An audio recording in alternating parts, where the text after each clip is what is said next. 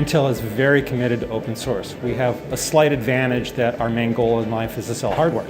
So the more we encourage open source, the more people will buy our hardware. And we've demonstrated that by being very firmly behind Xen as an open source hypervisor and promoting virtualization, the enterprise, the cloud, the data center.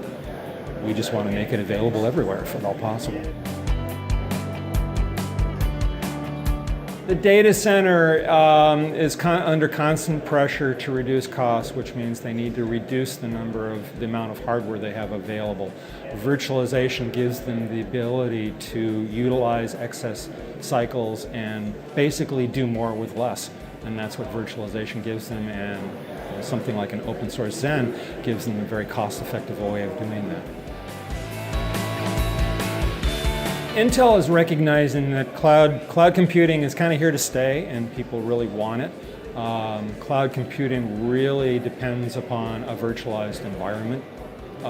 For the open source world, we recognize that Xen is a very primary mover in the virtualization environment for open source, and therefore we are going to be pushing support for Xen in a cloud environment.